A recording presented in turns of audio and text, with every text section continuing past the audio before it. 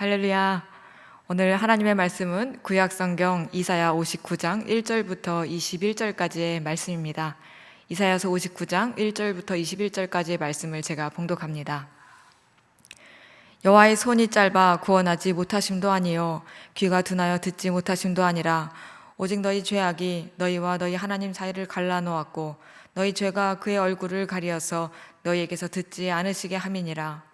이는 너희 손이 피해 너희 손가락이 죄악에 더러워졌으며 너희 입술은 거짓을 말하며 너희 혀는 악독을 내밀어 공의대로 소송하는 자도 없고 진실하게 판결하는 자도 없으며 허망한 것을 의뢰하며 거짓을 말하며 악행을 잉태하여 죄악을 낳으며 독사의 알을 품으며 거미줄을 짜나니 그 알을 먹는 자는 죽을 것이요 그 알이 밟힌즉 터져서 독사가 나올 것이니라.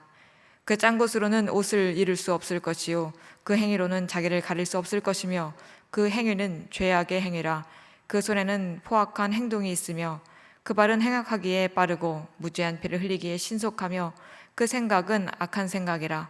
황폐와 파멸이 그 길에 있으며 그들은 평강의 길을 알지 못하며 그들이 행하는 곳에는 정의가 없으며 굽은 길을 스스로 만드나니 무릇 이 길을 밟는 자는 평강을 알지 못하느니라. 그러므로 정의가 우리에게서 멀고 공의가 우리에게 미치지 못한즉 우리가 빛을 바라나 어둠뿐이요 밝은 것을 바라나 캄캄한 가운데 행함으로 우리가 맹인같이 담을 더듬으며 눈 없는 자같이 두루 더듬으며 낮에도 황혼때같이 넘어지니 우리는 강장한 자 중에서도 죽은 자 같은지라. 우리가 곰같이 부르짖으며 비둘기같이 슬피 울며 정의를 바라나 없고 구원을 바라나 우리에게서 멀도다. 이는 우리의 허물이 주의 앞에 심히 많으며 우리의 죄가 우리를 쳐서 증언하오니 이는 우리의 허물이 우리와 함께 있음이니라. 우리의 죄악을 우리가 아나이다. 우리가 여호와를 배반하고 속였으며 우리 하나님을 따르는 데서 돌이켜 포악과 패역을 말하며 거짓말을 마음에 잉태하여 나으니 정의가 뒤로 물리침이 되고 공의가 멀리 섰으며 성실이 거리에 엎드러지고 정직이 나타나지 못하는도다. 성실이 없어짐으로 악을 떠나는 자가 탈취를 당하는도다. 여호와께서 이를 살피시고 그 정의가 없는 것을 기뻐하지 아니하시고 사람이 없음을 보시며 중재자가 없음을 이상히 여기셨으므로 자기 팔로 스스로 구원을 베푸시며 자기의 공의를 스스로 의지하사 공의를 갑옷으로 삼으시며 구원을 자기의 머리에 써서 투구로 삼으시며 보복을 속옷으로 삼으시며 열심을 입어 겉옷으로 삼으시고 그들의 행위대로 갚으시되 그 원수에게 분노하시며 그 원수에게 보응하시며 섬들에게 보복하실 것이라. 서쪽에서 여호와의 이름을 두려워하겠고 해 돋는 쪽에서 그의 영광을 두려워할 것은 여호와께서 그 기운에 몰려 급히 흐르는 강물같이 오실 것이미로다. 여호와의 말씀이니라. 구속자가 시온에 임하며 야곱의 자손 가운데 죄과를 떠나는 자에게 임하리라. 여호와께서 이르시되 내가 그들과 세운 나의 언약이 이러하니 곧 내 위에 있는 나의 영과 내 입에 둔 나의 말이 이제부터 영원하도록 내 입에서와 내 후손의 입에서와 내 후손의 후손의 입에서 떠나지 아니하리라 하시니라. 여호와의 말씀이니라. 아멘. 오늘 본문 이사야 59장의 구조를 살펴보면 1절부터 8절까지는 이스라엘의 죄에 대한 책망을 말씀하고 있고 9절부터 15절 상반절까지는 이러한 죄에 대한 고백과 비참함을 탄식하고 있습니다. 그리고 15절 하반절부터 21절까지는 그럼에도 불구하고 스스로 구원을 베푸시고 공의를 일으키시는 하나님을 말씀하고 있습니다. 먼저 이 전반부에 나타난 죄를 살펴보면 하나님께서는 이스라엘 백성이 인간 관계 속에서 저지른 온갖 죄악을 지적하고 계심을 알 수가 있죠. 이 죄는 이방인들이 죄악을 짓는 것만을 이야기한 것이 아니고 선택받은 백성들이 하나님의 법을 어기고 자기들이 좋아하는 방식대로 살아가는 모든 것을 포함한다고 할 수가 있습니다. 어제 본문 58장에서는 그 가운데서 금식하고 회개하는 사람들이 있었는데요. 그렇게 한다 할지라도 도저히 감당할 수 없는 현실이 그들 앞에 있었고 그들이 그렇게 바라던 구원의 손길이 오지 않은 이유가 바로 죄라는 것을 1절 말씀은 말씀하고 있습니다. 죄라는 것은 순간은 쾌락이 있고 무언가를 성취하는 느낌이 있지만 결국에는 인간을 비참하게 만들고 더 깊이 죄의 굴레로 들어가게 하는 속성이 있습니다.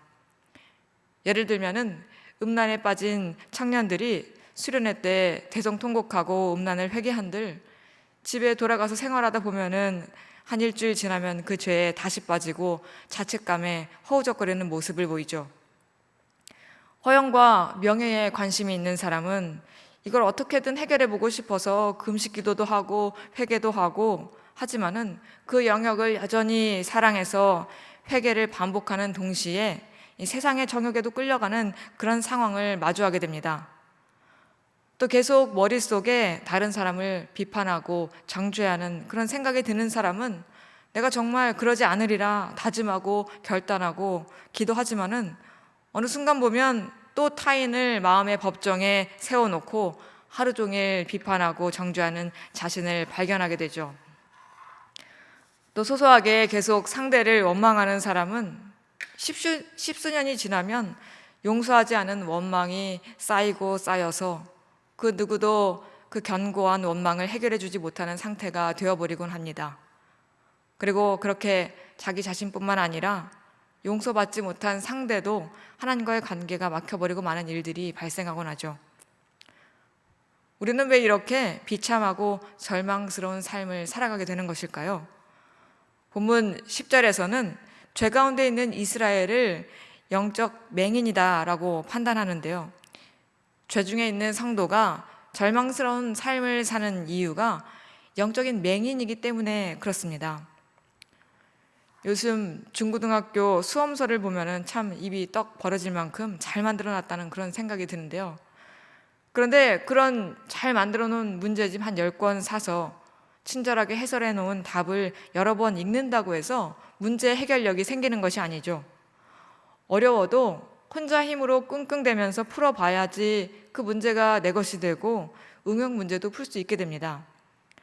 마찬가지로 우리에게는 창조주께서 인간의 언어로 써주신 성경이 있지만 그것을 삶으로 씨름하고 영으로 반응하는 훈련을 하지 않고서는 흉내만 낼 뿐 결코 말씀대로 살아낼 수가 없다라는 것입니다. 그 인간의 실존을 오늘 본문 59장 9절부터 15절에서 설명해 주고 있습니다. 영적으로 맹인이기에 분별이 안 되고 아무리 깨끗한 말씀이 우리 심령에 들어온다 할지라도 정의를 뒤로 집어 던져버리고 정직하지 못한 양심이 말씀을 변질시키고 자기 마음대로 살아가게 된다는 것입니다. 15절, 16절을 보면 하나님께서는 그렇게 공의가 없는 이스라엘 백성들을 살펴보셨습니다. 그리고 공의가 없는 백성들 가운데 중재자가 없는 것을 이상히 여기셨다 말씀합니다. 중재자는 하늘과 땅에 서서 하나님께 백성의 죄를 고백하고 대신 회개하고 고통을 감당하는 존재죠. 중재자 역할을 해야 하는 그런 사람들조차도 타락해버린다든지 혹은 자기 삶, 자기 사업, 자기 사람들에게만 관심이 있었지 하나님께서 보시는 불쌍한 자, 고아와 가부들 그리고 더 깊게는 영적으로 맹인된 자들, 영적 중풍병자들에게는 관심을 두지 않고 있었던 것입니다. 어제나 오늘이나 동일하신 하나님은 오늘도 영적 이스라엘인 백성들을 살펴보고 계십니다. 그런데 만약에 어떤 신앙 공동체에 하나님의 공의가 없을 뿐만 아니라 다른 사람을 위해서 흘리는 눈물이 없다면, 중재자가 없다면 주님은 어떻게 보실까요? 그들이 소리 높여서 우리는 살아있는 교회다 외쳐도 주님께서 죽었다고 하실 수 있다는 것을 우리가 생각해 본다면 우리는 늘 현재 순간을 점검해 볼 필요가 있습니다. 특별히 전 세계가 코로나로 무력감 가운데 있기 때문에 우리는 더욱더 하나님 앞에 바로 서야 합니다. 복음 외에는 아무런 희망이 없다라는 것을 알고 더 간절히 복음대로 살려고 노력해야 하는 것입니다. 세상 사람들은 아무런 희망이 없을 때 대안을 찾아 나서죠. 무신론적 실존주의, 포스트 모더니즘과 같은 철학을 중심으로 인간의 희망을 이야기합니다. 교계도 시대 정신을 읽고 갱신해야 할 방향을 모색하고 있는데요. 오늘 본문은 기독교의 출발점이 인간에게서 희망을 찾는 것이 아니라 인간의 절망임을 말하고 있습니다. 즉 우리는 먼저 인간의 영혼 전체가 완전히 맹인된 자라는 것을 자각해야 한다는 것입니다.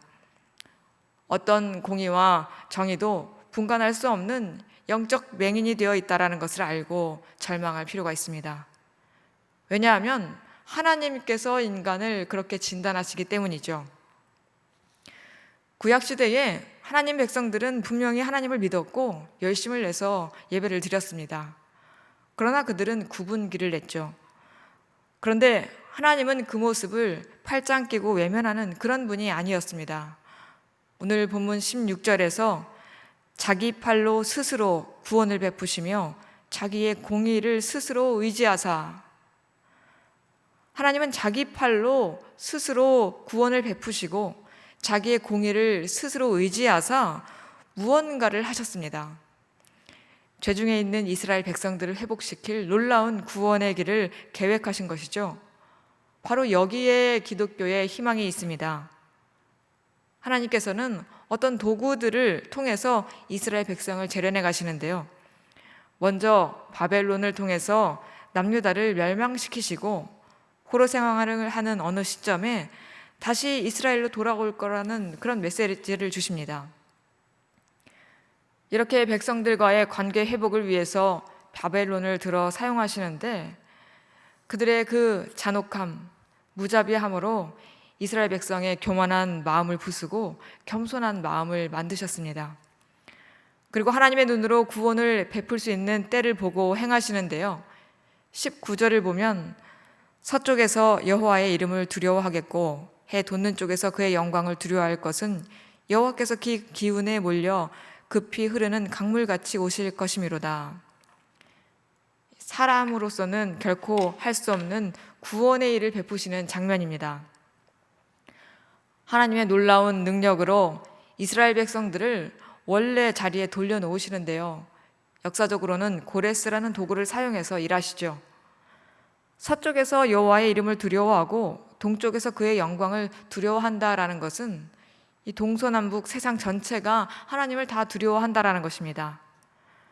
또 여호와께서 그 기운에 몰려 급히 흐르는 강물과 같이 오신다라는 것은 하나님의 구원 역사가 얼마나 역동적이고 급작스럽게 일어나는지를 짐작하게 합니다. 우리 인간의 신점으로 볼 때에 많은 일들이 인과관계가 없이 급작스럽게 도둑이 들이닥치듯이 보일 때가 많습니다. 인류 역사의 굵직한 사건들은 여러 가지 복잡한 인과관계가 있어서 발생하는 것을 알 수가 있는데요. 그런데 영적인 일들은 인과관계를 알기가 너무나 어렵습니다. 우리가 생각하는 시점과 하나님께서 보시는 그 시점이 너무나 다를 때가 많은 것이죠. 우리에게 행복한 일들이 영적으로는 사망의 길로 가고 있는, 어떨 때는 악한 영들에게 우리의 거룩한 성벽과 성전문을 열어주는 꼴일 때도 있고, 반대로 우리 눈에는 어떤 희망도 없는 절망의 순간인데도 하나님께는 거룩한 백성들에게 기름을 준비시키는 혼인잔치를 준비하는 그런 시기가 될 수도 있습니다.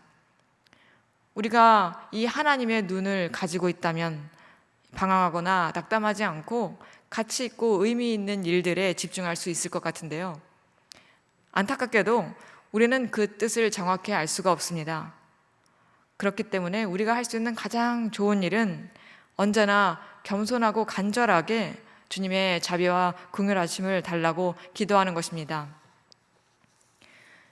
하나님의 심판의 도구로는 바벨론을, 또 회복의 신호탄으로는 고레스 왕을 사용하셨는데요.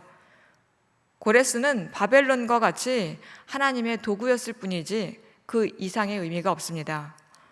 고레스의 명령으로 귀환을 한 것은 맞지만 이것은 순전히 하나님의 일하심 속에 나타난 사건이라는 것이죠. 그렇기 때문에 하나님의 말씀을 믿는 이들은 역사에 일어나는 많은 일들 가운데 하나님의 깊은 간섭하심이 있다는 것을 믿고 하나님의 선하신 뜻이 이루어지기를 기도하면서 또 그 현장에서 내가 아름다운 도구로 사용되기를 기도할 필요가 있습니다. 인간에게는 결코 선한 것이 없음을 날마다 고백하는 동시에, 그러나 하나님께서 그 능력과 지혜를 베푸셔서 당신의 영광을 위해서 우리를 사용하심을 믿어야 하는 것입니다. 그럴 때 우리가 하는 크고 작은 일들이 고레스와 같이 사용될 줄을 믿습니다. 중요한 것은 도구로 사용되고 버려지는 존재가 되지 않도록 우리의 영혼은 날마다 말씀과 성령으로 깨끗하게 닦는 것입니다. 일의 크기와 중요도는 하나님 앞에서 중요하지 않습니다. 하나님께서 하시고자 하는 일에 내가 쓰일 수 있느냐 하는 것과 쓰임받고 버려지지 않고 하나님께서 기억하시느냐가 중요한 것입니다. 다음으로 20절을 보면 여호와의 말씀이니라 구속자가 시온에 임하며 야곱의 자손 가운데에서 죄과를 떠나는 자에게 임하리라 말씀합니다. 우리들은 심판대 앞에 갈 때까지 말씀을 통해서 하나님의 성품을 아는 데 힘쓸 뿐만 아니라 이 죄를 깊이 깨달을 필요가 있습니다. 죄를 깊이 알아야 죄를 짓지 않고 죄의 종으로 살지 않을 수 있기 때문입니다. 우리가 죄를 반복해서 짓는 이유 중에 하나는 죄가 죄인지 알지 모르기 때문인데요. 세상 사람들만큼이나 성도들 사이에서도 죄를 밥 먹듯이 짓는 경우가 있습니다. 그런 경우는 대개 죄를 정확하게 인식하지 못해서 그렇죠. 건강검진 받고 아주 작은 암세포가 있다는 말만 들어도 우리가 얼마나 걱정에 잠을 이루지 못합니까? 그런데 그 암세포보다 훨씬 파괴력이 있고 무서운 죄가 우리 몸에 수십 년 있어도 우리는 전혀 문제의식이 없을 때가 있습니다. 그런데 이것은 마귀에게 속고 있기 때문이거나 말씀을 자의적으로 해석하고 왜곡해서 그런 것입니다. 그래서 우리는 예배와 성경 공부만큼이나 자기 내면에 있는 죄악들을 찾아내서 주님 앞에서 고백하고 죄를 미워하는 작업을 해야만 하는 것입니다. 죄는 진정한 회개가 없이는 결코 사라지지 않습니다. 오히려 덮어두면은 변이를 일으켜서 더욱더 파괴적인 죄들과 연합하는 지경에 가고 마는 것입니다. 그래서 날마다 회개의 자리로 나아가는 것이 정말로 중요합니다. 그런데 이렇게 죄 지었다고 고백하는 것도 참으로 힘이 드는데, 회개하고 펑펑 울고 했는데 얼마 지나지 않아서 그 죄를 사랑하는 자기 자신을 다시 발견하게 될 때 우리는 참 말할 수 없는 자괴감에 빠지기도 하죠. 하지만 그런 상태조차도 하나님의 섭리 가운데 있을 때가 있습니다. 인간의 교만이라는 것은 너무나 견고해서 성령 충만하고 성화의 삶을 살아간다고 생각하다가도 죄의 무력한 자신을 다시 발견하고 절망할 때라야 비로소 자기가 아무것도 아니라는 것을 깨닫게 되는 것입니다. 그리고 그때 우리는 주님께서 그래서 나를 위해서 죽으셨구나, 하루에 7번씩 회개하라는 말씀이 나를 위한 말씀이구나, 주님의 은혜가 없이는 나는 당장 죽어 마땅한 그런 존재구나, 이런 나조차 하나님께서 구원하셨기 때문에, 이런 나조차 하나님께서 은혜를 베풀어 주셨기 때문에 다른 이들도 구원의 길을 갈 수가 있는 것이구나, 이런 고백을 하게 되는 것입니다. 그런 중심의 고백이 있어야 우리는 누구를 판단하거나 원망하지 않고 겸손한 자리에 갈 수가 있게 되는 것이죠. 21절을 보면 여호와께서 이르시되 내가 그들과 세운 나의 언약이 이러하니 곧 내 위에 있는 나의 영과 내 입에 둔 나의 말이 이제부터 영원하도록 내 입에서와 내 후손의 입에서와 내 후손의 후손의 입에서 떠나지 아니하리라 하시니라. 여호와의 말씀이니라. 절망뿐인 우리에게 소망이 있는 것은 하나님의 이 일방적인 은혜, 전적인 은혜가 있기 때문입니다. 그 은혜로 죄를 깨닫고 회개해서 죄가 없어진 깨끗한 자에게 하나님은 가까이 오십니다. 하나님의 영이 말씀으로 나의 영과 입에 가득 채워질 때 우리에게는 생명을 전파하고 유지하는 능력이 나타나게 되는 것입니다.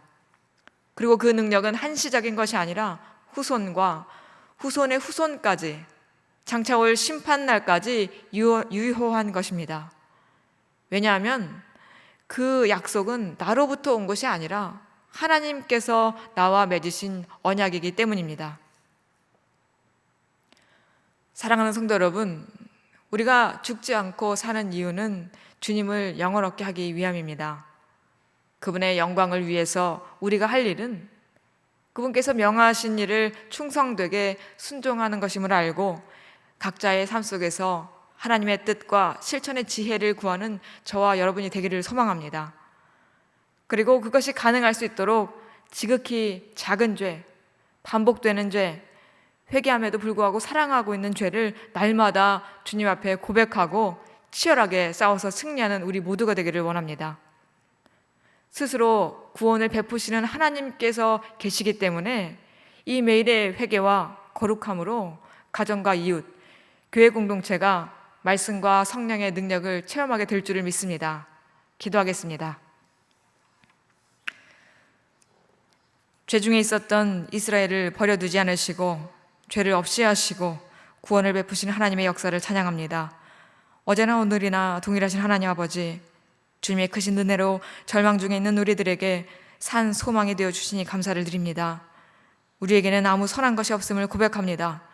그러나 스스로 구원을 베푸시는 하나님을 의지하여 날마다 회개의 자리로 나아가기를 소망하오니 상하고 애통한 심령을 부어 주시옵소서. 그리하여 그 자리에서 그리스도의 보혈로 깨끗함을 얻고 성령의 능력으로 하나님께 영광을 돌리는 순종된 삶을 사는 우리가 되기를 원합니다. 우리가 구하고 생각하는 것보다 더 넘치도록 부어주실 은혜를 사모합니다. 유일한 주여 선생 되신 예수님의 이름으로 기도드리옵나이다.